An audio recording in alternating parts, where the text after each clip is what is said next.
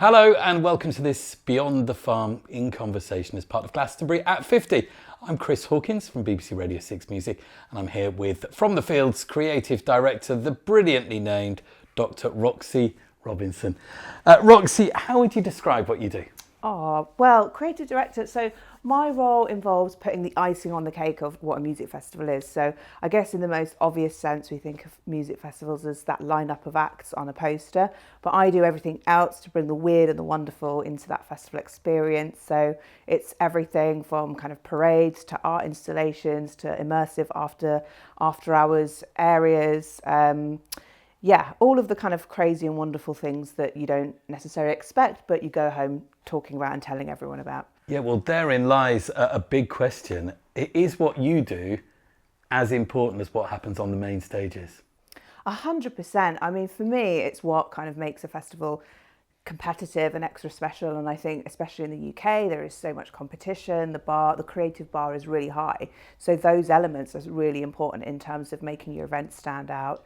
And it's also really, it's difficult to get the right headliners and, there's a real shortfall in terms of supply, in terms of ticket selling artists, and there's a lot of competition around getting the right lineup. But if you leverage arts and culture and the creative in the right way, then that can be just as compelling and appealing. So I think it's absolutely, critical, but I am biased, of course. The audience are vital, aren't they? Their participation in what you're doing is so important. 100%. I mean, it might come across as an idealistic thing to say, but I think that unlocking the creative potential in the audience is, a wonderful thing to experience as an audience member, but also makes life as a creative director or festival promoter easier because you're actually funneling their creativity into the fabric of the event and you're making it more colourful and theatrical and interesting for everybody. So, it's kind of a win-win, but it just takes that attention to detail and, thinking about how to actually invite audiences to participate that may be a bit inhibited and how to kind of generate as many contributions from the culture that the festival is within to your event. For all your planning though, what you've just said implies that you are reliant on the audience on the day to be a part of what you think they will enjoy. To a degree, yes, but it can be really straightforward things. It can be as simple as putting on a costume as part of a parade on fancy dress day and just being fabulous in that kind of way. Or it can be something more kind of committed. So we run open calls for contributors all of the time. We do kind of commissioning things where groups of people can just apply for like seed grants to create something and bring something that maybe they've spent a few months working on. So I think there's kind of a spectrum of ways that people can be involved, and at the entry level it's really just about turning up and expressing yourself. Would you say that Glastonbury is the model from which all other festivals, certainly in the UK, have been spawned? It's definitely enormously influential. I mean, I think the fact that Glastonbury has grown into this real juggernaut that has been this sustainable event over, coming up to 50 years has had a huge impact on developing audiences that have an appetite for that kind of format of an event, but also developing a supply chain of artists, of everyone else involved in the production. So I think it has been critical.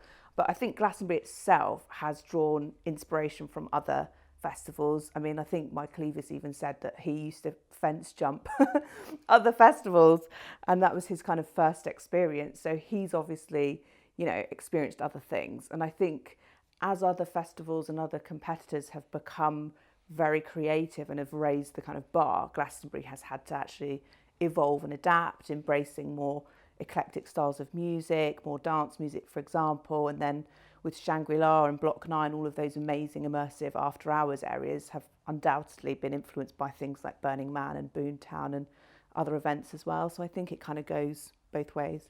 Burning Man and Boomtown are very important, right? I think so. I mean, as someone that likes the mega theatrical, wacky events, yeah, absolutely. I mean, I went to Burning Man in 2008 and it completely, it was just a massively eye-opening experience because that is this kind of exemplary format of what you do when you actually take a lineup out of a festival. I mean, the whole festival is full of music and partying, and you still get the whole music experience, but there is no lineup. There is no kind of hierarchy of artists, because they're really kind of non-hierarchical, and everything's kind of like politicized in that way, which makes it sound like it's dry, but it's the opposite of that. It's actually just this kind of shanty town of just wonderful creativity. Transport yourself back there to 2008, and what are your standout memories? Oh gosh, it was just incredible. I mean, I think it was this whole ethos around no spectators, I think, that was the most remarkable feature of it. It was a slogan that was kind of in all of their marketing. It was kind of emblazoned on banners kind of around the site, this idea that there are no spectators at all, which actually I remember feeling quite scared about before going. It's like, well, what does everyone expect us to do? But we did our research, Ben and I, and it was like, okay, well, it's like a exchange economy. You can't buy anything, so you need to go and like be prepared to kind of give things out, and then things come back to you, and all of this kind of quite scary, weird stuff. So we took a load of Kendal mint cake. Funnily enough, the Americans don't really get Kendal mint cake very much. Did you go home with a lot of Kendal mint cake? We did. Like, people were not that interested, but we tried. Okay, you took part.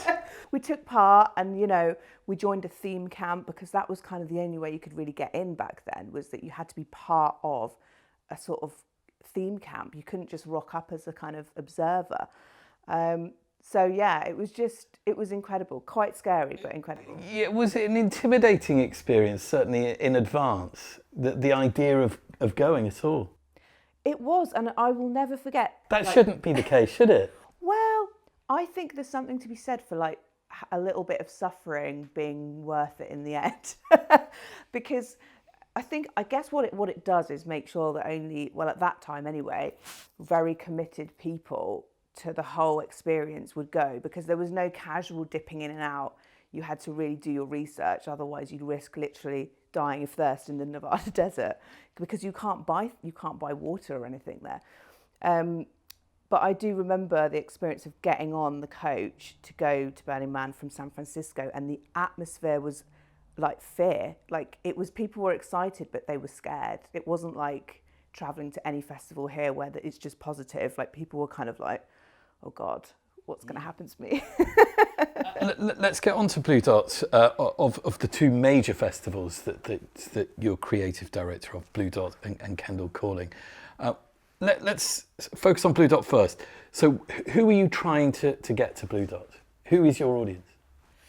So our audience, I mean, I suppose when the thought processes were ticking over about what Blue Dot was and starting up were happening, Ben and I, we were watching Cosmos with Carl Sagan, but we're also watching a lot of Brian Cox, and we were feeling that there was this kind of like there was this crossover of people that were kind of music fans, culture fans, but were a bit nerdy about space and science, or people like me that were like awful at science at school, but actually in adult life felt like I wanted to learn and but do it in a new way that wasn't dry and formal and all the rest of it. I think space gets cooler the older you get. Definitely. It seems that way. Yeah. Ben, by the way, being your husband that you've referred Yeah. to, Ben's title is? He's the company director, yeah. Okay. For both of the festivals. Yeah. And you do more beyond, don't you? But as I say, we're going to focus on those two. How about Kendal Calling, which I guess is a more straightforward music festival?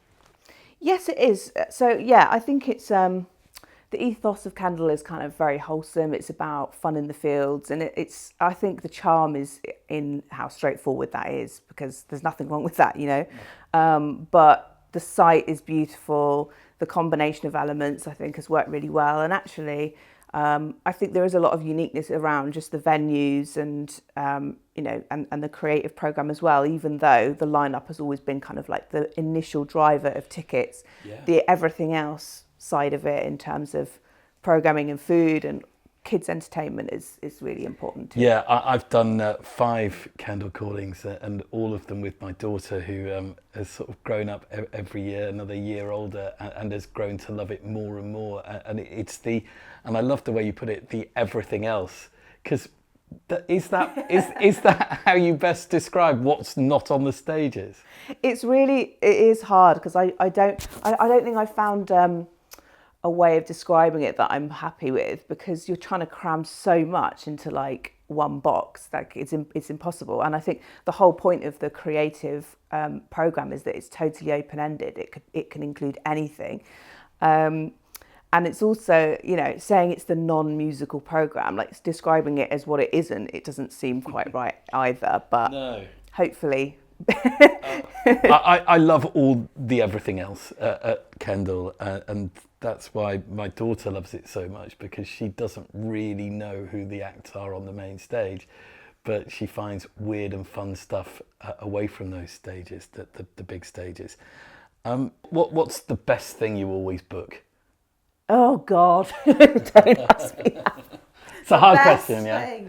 I mean, I'm really into the digital arts side of stuff and projection mapping and things like that. That's definitely over the last 5 years become quite a big part of what I do across a few different events, and definitely curating art and artists for projecting onto the Lovell Telescope every year. I mean, that's just an absolute privilege to be able to do that, and we've done some great things involving scientists and artists kind of collaborating together.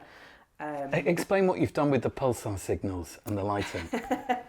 Yeah, sure. So this was a Japanese artist called Dato a couple of years ago. I mean, we use the telescope every year for a projection art piece, but Dato did something particularly awesome, which involved collecting live pulsar data from the telescope in real time and using that to influence and change the visual projections onto the telescope. And there was this wonderful audience interpretation kind of screen which allowed you to pinpoint which pulsars were actually giving off those signals. And just mind-blowing. Yeah, totally mind-blowing. But you know what? It was funny because, I mean, maybe we should have promoted it more, but it was a very, I don't know, like it felt like it was obviously this monumental projection, but in terms of like the people that came and pressed the button and really understood that they were looking at pulsar data live, that was quite a small, intimate thing of like maybe a couple of hundred people every night that would come over to this area. And like talk to the artists and the producers. So it kind of had this contrast between being this big thing, but also this quite intimate experience in terms of really understanding what it was they were seeing. And for those that don't know, we're referring to Jodrell Banker and the Space Telescope being one of the biggest, I think it's the 6th biggest radio telescope in the world. So to be putting on, so you're doing the lights, and your husband's booked Jean-Michel Jarre to play. I mean, I don't think it gets much better than that.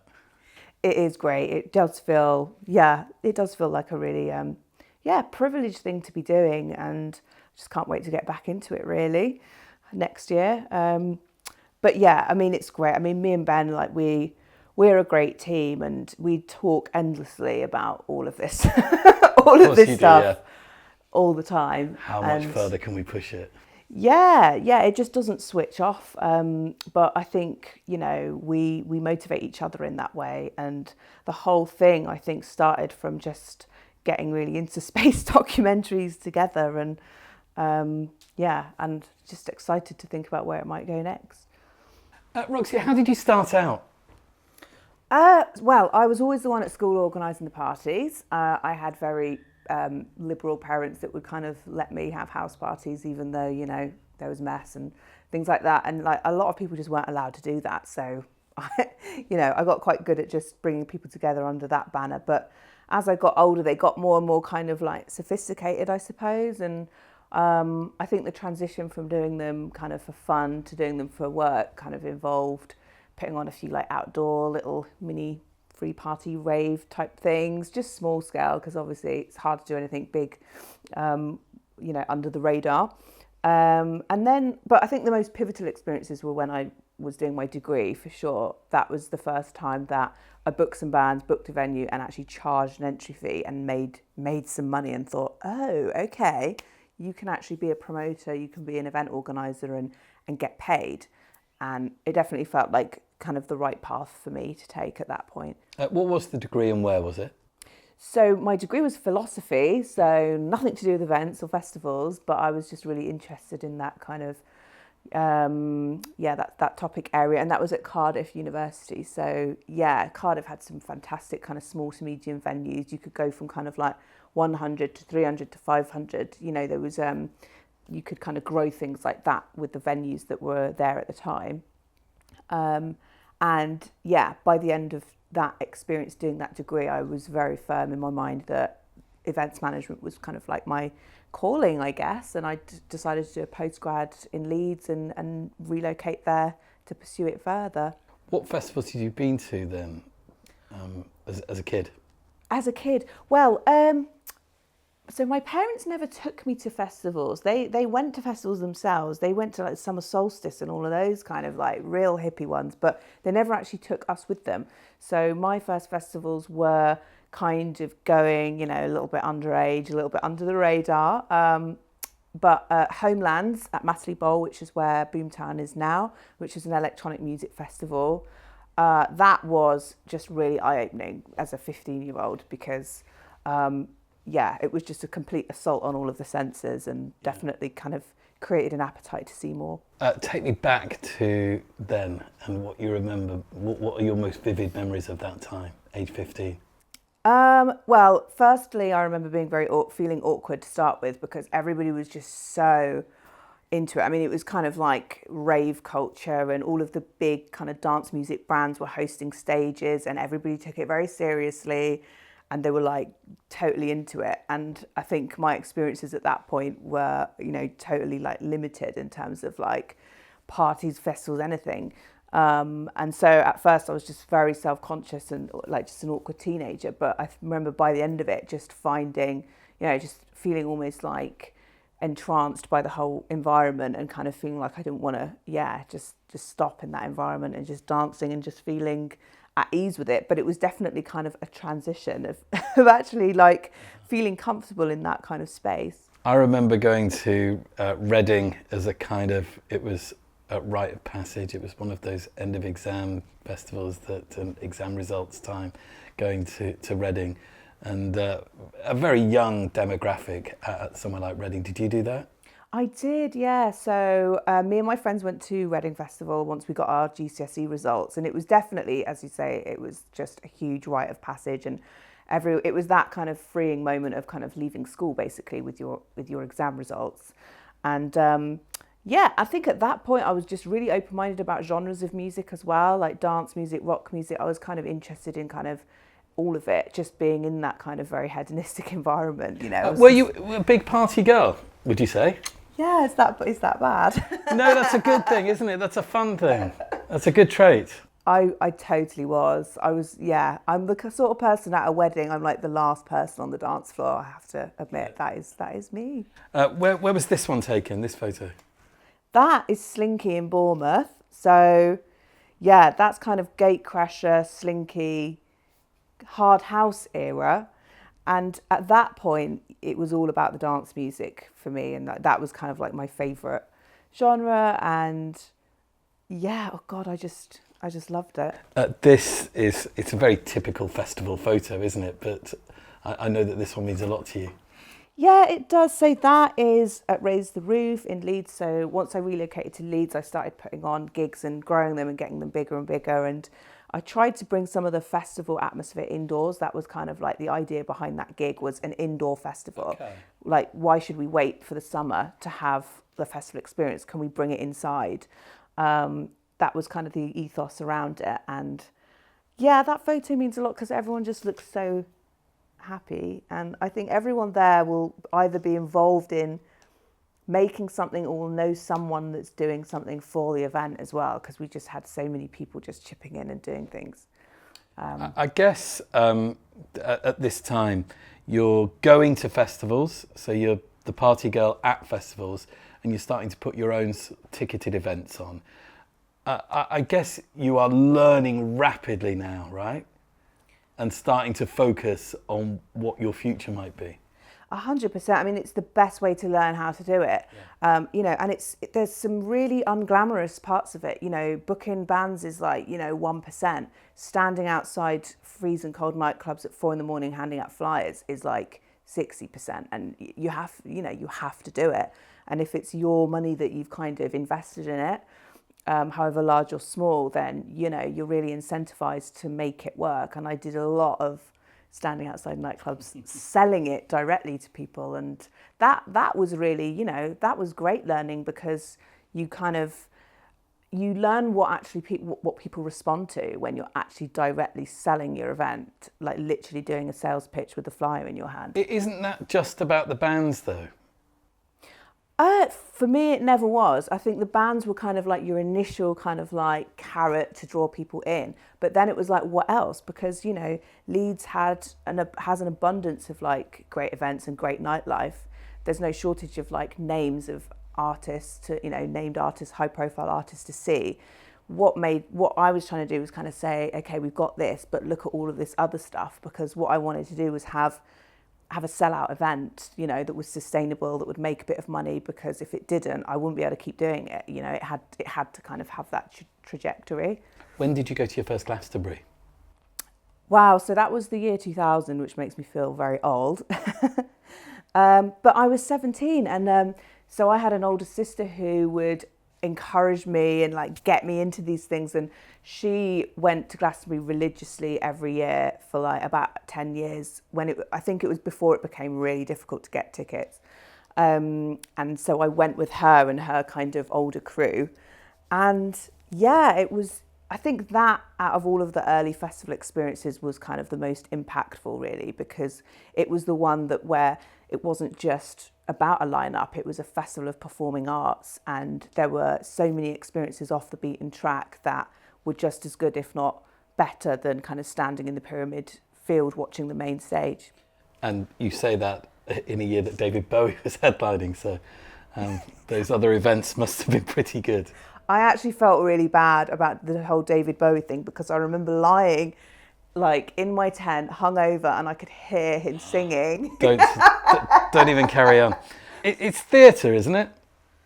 Yeah, absolutely. I think it is theatre, and I think it's kind of pushing the boundaries of what theatre is, because I think theatre implies this kind of, you know, a fairly traditional format of an audience and a performance and a stage and everything. But I think in festivals it does something quite different. Immersive theatre.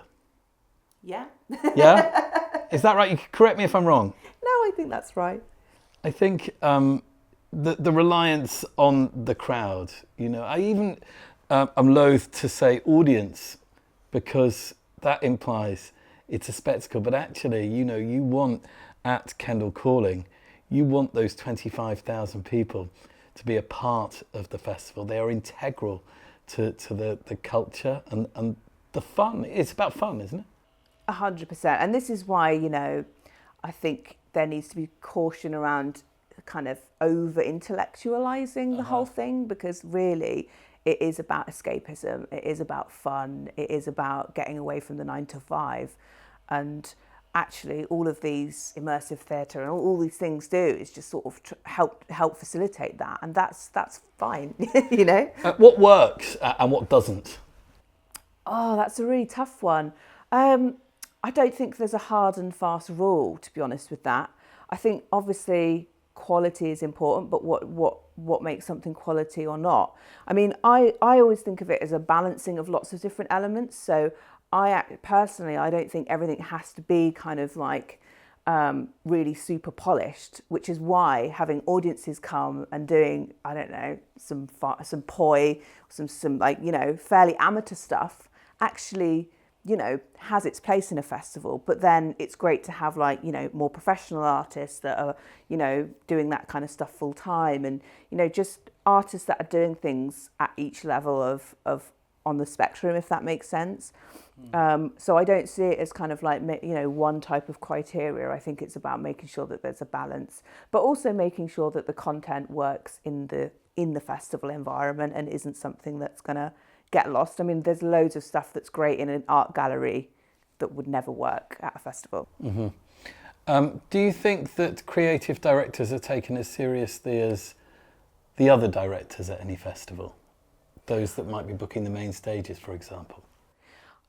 I think that the acknowledgement of the importance of creative design in festivals is recent, definitely. As in, I don't think there has been much understanding or appreciation in the past, but I think that's changing quite quickly because it's becoming so obvious how important it is. Yeah. You know, you look at kind of like the fastest growing festivals in the country, and like, you know, they tend to be the most creative ones. So it's clearly a really important commercial aspect of becoming a sustainable event for some festivals. But I remember, you know, when I was starting out, going to conferences that were all about festivals, and there would be no discussion about the creative at all. It would all be like logistics, health and safety, ticketing, and booking your lineup of music acts. There was nothing on the whole rest, and I'd be kind of like, it was weird. It would make me think that all of this background was kind of like not valid because it wasn't a topic that was kind of like covered. But now, the last few years, like the main kind of festival based conferences and like professional development networks have been acknowledging it a lot more. Why do some festivals come and then go? Well, I think it's really hard to become sustainable as a festival. I think in this country, I think, you know, a lot of what we're talking about is great, but it's all kind of extra budget on top of what is already really stretched, because most festivals aren't Boomtown. Most festivals can't dispense with the lineup. That's a very costly element of the production. I think all the health and safety side, the logistics side, the licensing side, there is just this constant kind of raising of costs around all of that. So I think it's just really, really difficult to make a profitable, sustainable festival. And I think you've got a lot of people doing it for the love that kind of distorts the market a little bit. And presumably the temptation to grow, to get too big. Yeah, I mean, I think that's the trajectory a lot of festivals are on, because costs are going up, and, you know, the main way to cover those costs is to sell more tickets. I mean, yes, there are other ways of generating income at the festival, but the main way is selling tickets. So that's how it's addressed. But of course, when you get past a certain size, you start alienating the people that preferred it when it was small. So yeah, there's quite a few different dynamics to balance. How do you navigate around that criticism that's cited at some festivals, some of which have perhaps fallen by the wayside as a result? Festivals that people will say have sold out, become too commercial, they've sold out. Can you see how that happens? I can see the argument and the different layers around it, but it's really difficult. I mean, you know, there was a time when just charging to go to a festival was seen by some people as selling out, you know, the free festival scene and all of that. And like, you know, Glastonbury at one point had 100,000 fence jumpers, and it wasn't considered a taboo thing to jump and claim, you know, this basically steal from the festival organizer, you know. So I think that there is this sort of ethos around like this should be accessible for free, which is quite idealistic. And, you know, and although I kind of came from that background, now I'm actually, you know, working on the other side of it in a more professional sense. I can see how unsustainable that is, and that if we want kind of safe festivals that are sustainable, you kind of have to be commercial to a degree. But I've started replacing the word commercial with sustainable, because I just think that word is really problematic, because it basically triggers all of these negative things that are maybe not appropriate to what people mean. How far do you think we've really come since, let's even say, Woodstock and the early days of Glastonbury? It's an interesting one, because on the one hand, I want to say we've come really far, but then on the other hand, I kind of think that it's the nuts and bolts are the same, you know. When you look at like some of the really old footage of Glastonbury, you know, the main ingredients are there. It's just that everything's become a lot more sophisticated and a lot more professionalised. But, you know, there was always loads of traders, loads of music, loads of, you know, contributions from different people. I mean, I think definitely the level of sophistication that's gone into kind of the arts programming at Glastonbury is quite a recent thing, and it's interesting when you hear Michael Eavis say that his favourite part of Glastonbury is Shangri-La. He's there booking the biggest artists in the world, but his favourite part is actually the really kind of immersive theatrical side of it. So I definitely think that is kind of on the more recent cutting edge of things. Roxy, we're speaking now just a week or so before you give birth. Yeah. And not knowing if Candle Calling will go ahead. Yeah, it's crazy. I think we're going to find out next week, possibly the day before my C-section, as to whether we can go ahead or not, because I think the PM's doing an announcement or something. So yeah. We'll so by the time anyone sees this, you will very likely have your baby, and you may be starting to think about being a part of planning a music festival that will go ahead 6 weeks later. Yeah, it's definitely going to be a crazy summer, whichever way it rolls. But I think we're prepared for every outcome. How will you feel walking out into those fields in Cumbria? Oh, I absolutely can't wait for it. The thought of it, I think, is emotional. So God knows what it will be like in real life. But we're all just kind of hoping and praying that, it goes ahead. Exciting times. Good luck, and thank you so much, Dr. Roxy Robinson, Creative Director of From the Fields. Thank you. Thank you. Thanks for having me.